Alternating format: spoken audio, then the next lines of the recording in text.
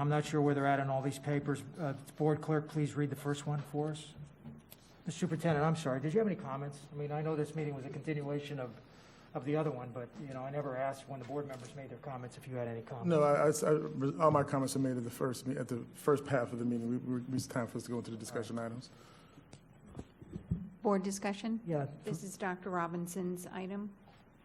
ED1, compliance with Florida Statute 1003.42, which is K through 20 education code. Dr. Robinson. Thank you. So this is a request that the board direct the superintendent and staff to create a monitoring tool for compliance with the statute. Clearly, this conversation has brought up various expectations in terms of what should be happening to be compliant with this statute. What I know for certain is that we are not living up to my expectations.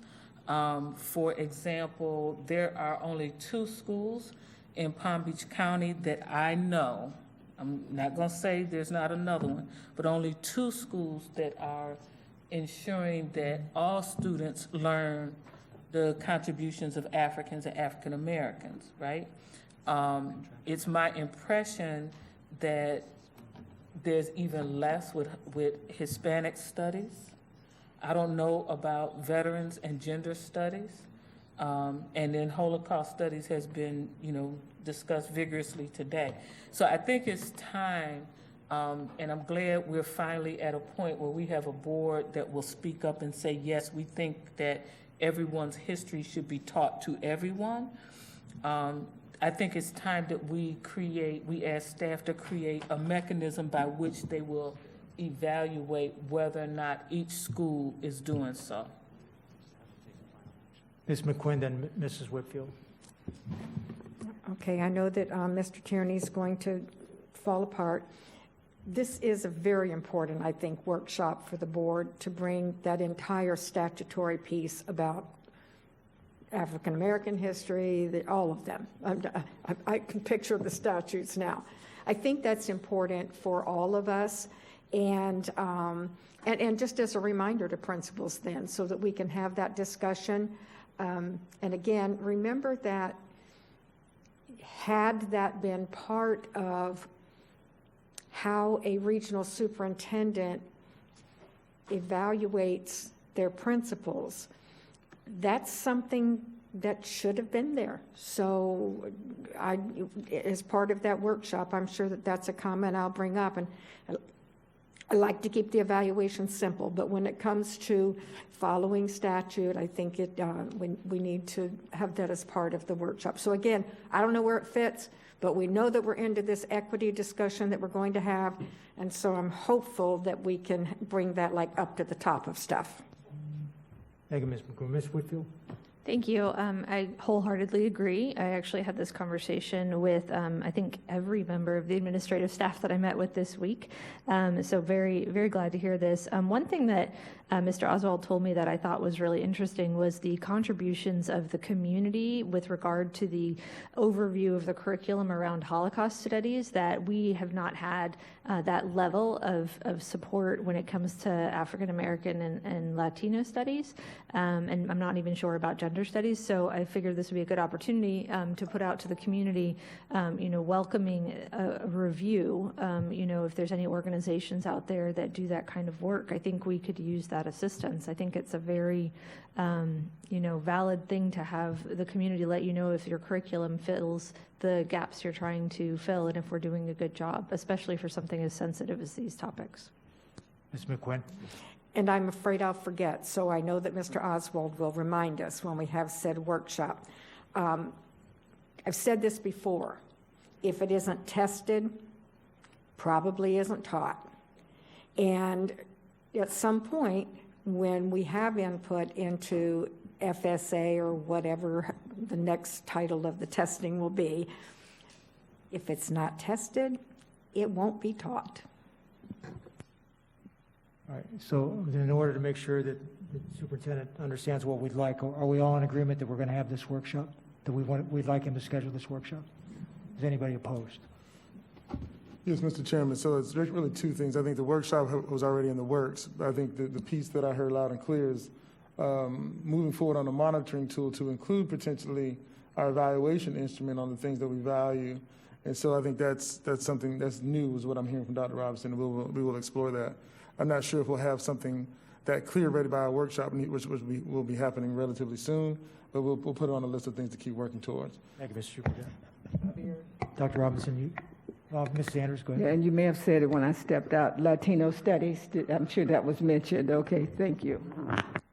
Next agenda item, Dr. Robinson's presentation from. Yeah, thank you. So I participated, I guess, a few weeks ago now in the Council of Great City Schools annual conference, and I actually wrote up my thoughts. So I was again energized and inspired by that conference and the numerous presentations that I participated in virtually. I think it's important that we collectively are inspired by the work of others. So I asked that this board discuss arranging to have presentations from academic leaders outside of Palm Beach County, possibly on a monthly basis. And I believe that our initial conversation should focus on equity, including a presentation on Boston's Opportunity Index, which is actually they put together in a formula, something I have been trying to figure out for years. I think it's fantastic. So I think it's really important timing as we envision our next strategic plan. Additionally, because I don't want anybody to think that we don't have outstanding talent or great things going on in Palm Beach County, I'd ask that our internal academic leaders, and when I say this, I think I had in mind school-based leaders share the work that they're doing, and to also to inspire us in terms of supporting and expanding the best works in Palm Beach County. And also we would learn about policies, procedures, and practices that might inhibit greatness in Palm Beach County. Mrs. Andrews? I ditto that. I had an opportunity to participate in the council's program, and equity was that focus, and we have great things here, but we can learn. We are members of the Council of Great City Schools, 76 of the large urban districts doing excellent things, and equity was the big thrust at the meeting, and some of you were there virtually, so I think that's a great idea. Other discussion? So, Dr. Robbins, just so I understand and make sure the administration understands, so you're suggesting that principals come before the board and explain some of the programs they're doing in the schools? So, and I know that I'm asking for more of a time commitment, but that we would have monthly presentations from people outside of Palm Beach County schools that we don't normally hear from. And actually, we printed the agenda for Council of Great City Schools just so you could see some of the workshops. Some of the titles, as Mrs. Andrews said, the focus was, they had two areas of focus. One was on race and equity, and second on COVID. And I mean, I was inspired and affirmed to hear other people essentially taking the words out of my mouth and operationalizing them in their school districts.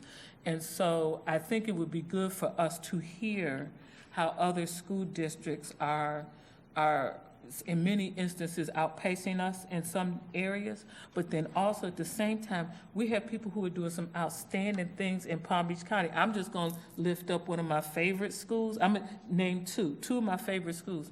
Palm Beach Lakes High School, which has required that every freshman take African American studies, and then they tweaked it each year so that now, in recognition of their large Caribbean student population, they have Caribbean studies as a requirement for their freshmen, right? I think that is what we're talking about, right? And then also, of course, I just straight love the work being done at conservatory school. So I would like for us to just create time and space to hear to bring ideas to us from outside of Palm Beach County and to hear what's going on inside of Palm Beach County for the purpose of us supporting more great work. Some input from the other board members on this? Mrs. Whitfield?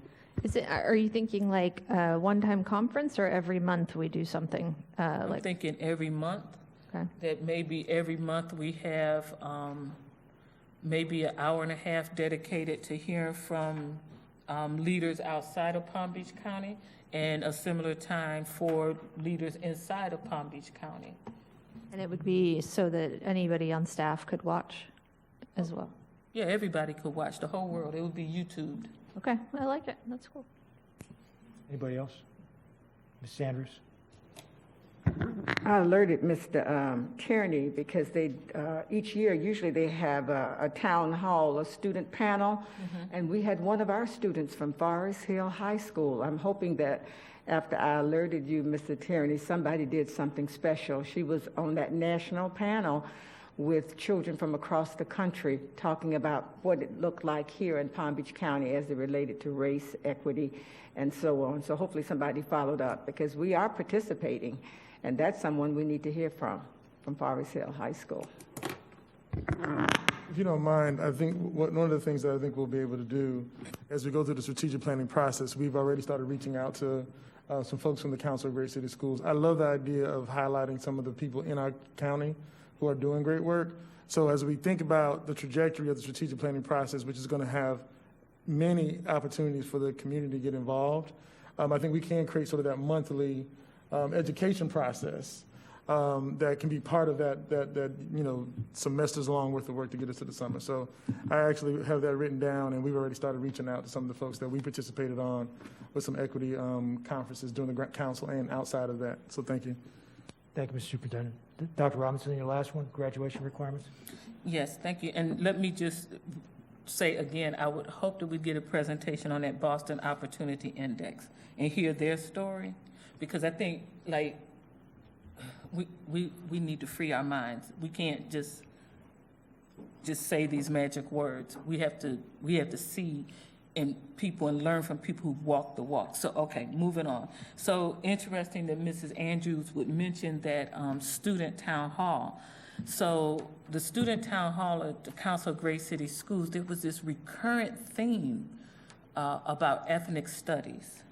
And students of every size and shape and shade talked about the importance of learning each other's history, everybody's history. They were inspiring. I mean, they gave me hope for the future. And they talked about how to truly respect each other, we must know each other and know each other's story. And one of them said, it should be a graduation requirement. And so I am bringing forth this board discussion item to say that I think that it should, you know what, and I didn't have the nerve to suggest this before, but out of the mouths of babes, I'm taking their strength and inspiration from them, and I'm bringing that forward to say we should make it a graduation requirement in Palm Beach County that you specifically learn the history of each group of people. Yes, the Holocaust. Yes, Hispanic studies, African American, Asian, gender studies, the story of women. Our story does not get told, right? Native Americans, right? I mean, I could bring in recordings of my grandmother crying about her parents and the trail of tears. But how about if we learn everybody's story? And then I'm going to say the one that I use by way of example. We have a significant number of Guatemalan students in Palm Beach County schools. And you know what? And it disgusts me because people will look on them as if it's something wrong with them because their home language is not English, right? But then we say we want children to be bilingual, right? But how about this? What's their story? What a strong and mighty people to take this journey to get here for the hope that this country promises, right? So let us tell their story too, because I don't know their story, but what I do know is that they have come through something And that is something to be admired and lifted up. And how dare we look down on them because their home language is not English. And so it is important to me, as you have heard me say in many different ways, in many different places, that we tell the truth, that we share everyone's story. And because the young people have suggested it, I'm bringing forward that we make it a graduation requirement in Palm Beach County schools. It can be done through our student progression plan. Thank you. Other discussion? Mrs. Whitfield. I think we're probably going to have to let staff come back to us on this, on if it's humanly possible. I think it seems like a really cool idea. I think it would actually be a really great statement after everything we've gone through lately to put something like this into our student progression plans, but I'd love to give an opportunity for staff to really look at it because I think it's a very large ask. So let's give them a shot at looking at it, and then maybe it can be part of the workshop that we're having. Other comments, Ms. Breaux? I agree with Mrs. Whitfield. You know, I'm thinking back also on when my children were in school and when they would have different events where all the children brought food and things from their culture and would share it together. But we need to do this all the way. No, I know that's not what you're talking about, but I'm just saying that what I think we need to do is to find a way with staff that it's infused in every year that they're in school. It should be a graduation requirement, yes, but we need to start early. We need to start when they enter the schools because everybody should be proud of where they come from. I agree with Ms. Whitfield. I mean, this is a huge ask for the district. The superintendent and staff is going to have to come back to us because as soon as we start with the Guatemalans, we're going to have the Cubans and then the Venezuelans. And out of my area out there, there's a lot of people that speak Portuguese. They're from Brazil. So I mean, we got to be careful when we start picking different nationalities as if we're going to have to teach kids about everybody's nationality because that's not what this country is, right? This country, we're Americans. And I understand that we want to make sure that we teach about Black history because those are American people and the story that they have has not been told. And certainly the Holocaust, where we've heard already that, the studies show that a lot of the young people today don't have any idea that the Holocaust existed today, have never heard of the concentration camps, but let the superintendent's administration come back to us on how we do this, because it's a huge ask. Dr. Robinson. Absolutely. I wasn't trying to outline the curriculum right now. Obviously, I'm hoping that this board will send a message that we will be aspirational, right? That we will want every child to learn everybody's history. I'm not saying everybody's going to take a class in Guatemalan history. I'm saying, yeah, we're going to ask staff to figure out how that's done. Maybe they'll reach out to friends and partners in Council of Great City Schools to see what their practices are. What I'm saying is, are we going to set a goal? Are we going to say that is what we desire?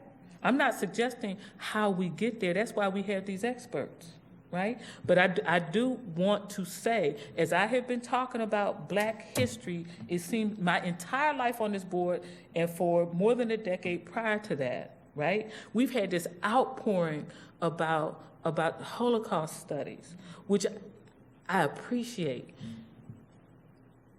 But it's not just Black and Holocaust, right? And so I'm saying that we need to send a message to staff that we want them to put that on their to-do list. How are we going to set that up so that by the time my grandchildren come through, that they will have learned everybody's story? This is an aspirational goal. Okay, well, that's not what you said. You said you wanted it to be a graduation requirement, so that's different than an aspirational as a goal. graduation requirement, absolutely. That's what the young people said. All right, Mrs. Andrews. That's exciting to hear you talk about that, Dr. Robinson, because all those folks that were on that conference call and to listen to those students, that was amazing. And when I sit for you all with the Hispanic Education Coalition, they're begging for the same thing that we heard people talk about in here this morning. Brother Carl comes to every one of our meetings, and the children are now talking about it.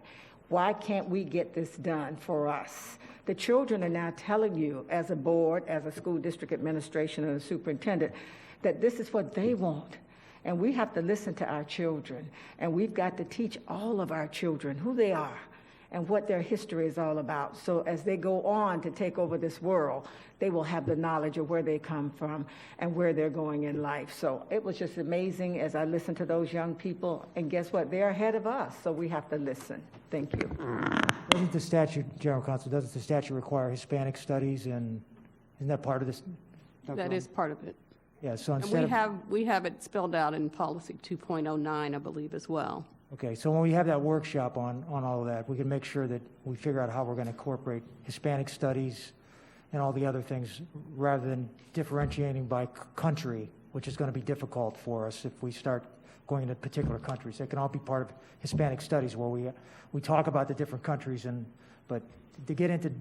My point is, I can just see it happening. You know, we're going to have the Hispanic community say, well, if you're going to talk about Guatemalans, then I came from Brazil, so I want to talk about Brazilian history. So we got to be careful here. I mean, there's only so much time in a day to teach the kids what we already have to teach them without getting too specific. So I agree we should have studies in Hispanics, the Hispanic studies and the Holocaust studies and the African American studies and the Native Indian, Native, I'm not supposed to say that because that's not politically correct, the indigenous people studies, but let's just be careful when you're looking at this, that we don't start identifying subgroups that have to be, so we have to, educate children in different subgroups, which is going to be, I think, is going to be difficult for the... Mr. Chairman, if I may, so definitely hear the concern loud and clear. I think we're all about to embark on some very interesting times with, making up for a COVID slide. We don't know what the budget is going to do in terms of the state telling us what future curriculum is going to look like. I think it's also a reality of our current graduation requirements and what we've already added on top of that. And so part of our challenge, I think, moving forward is to see this aspirational goal and figuring out during the timeline of a K-12 experience how we can hit as many of these different areas as possible. Obviously, those who read the statute are very clear. There are a lot of groups identified in that statute. And so I think it's incumbent upon the team to figure out how we stretch that out over the course of the K-12 experience. But in terms of the graduation requirement, we'll absolutely look at it. But I'm going to be really challenged to put something else in place that could prevent a child from graduating, especially when we don't know what we don't know right now. So I think I'm more than willing to commit to the exploration, looking at what happens post our budget season and what next year's master boards will even look like. But I think that the hard truth, and that's one of the things in individual conversations we've had with board members, is that a lot of times we look for like this sort of lightning fix when this is a long-term institutional change, because you want these practices to become institutionalized, and not in the negative sense, but you want it to be part of our DNA and our culture. So I think between our work with the strategic plan and being strategic there, responding to our COVID-19 slide and all of those realities, I think we have an opportunity. But I hear your concerns as well, Mr. Chairman. It can get a little unruly. So I think figuring out what that looks like over time and making that an expectation for our team is something we can work on towards. All right. Dr. Robinson. Thank you. So I appreciate those words from the superintendent. I did not mean to suggest that this was a quick fix, and I did not mean to suggest that we put in obstacles. But I do want to see that we, as a matter of routine, sometime in the foreseeable future, that the scope and sequence, our student progression plan are all in alignment, that we would have set the expectation that all students learn about each other. Now, in terms of, you want to get into national origin, so, in my mind, the schools that have, if we have schools that have a high Brazilian population, for example, then that staff definitely needs to know the story, right? As I talked about whether or not, how many more black students would go to medical school if they knew about Imhotep? So how many more, how many teachers would have higher expectations of Guatemalan students if they knew their story? That's why I use that as an example, right? I'm not I'm not trying to define exactly how all of this would go. I just want to set that North Star. And I emailed to the board office group this study that was referenced in the Council of Great City Schools conference, and it's the Academic and Social Value of Ethnic Studies, a research review.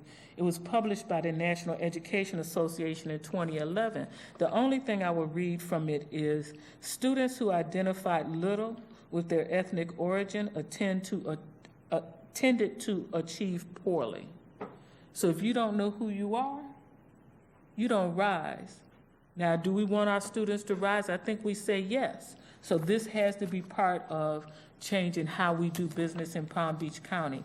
And calling it a graduation requirement was from the words of young people. I'm not trying to put in barriers. I'm trying to set expectations. Thank you. Thank you, Dr. Robinson. Any other comments from any board members? Superintendent, do you have anything to add? We have a motion to adjourn the meeting. Motion by Dr. Robinson, second by Mrs. Andrews. Any discussion? All in favor? Opposed? Motion carries. Meeting is adjourned. Thank you.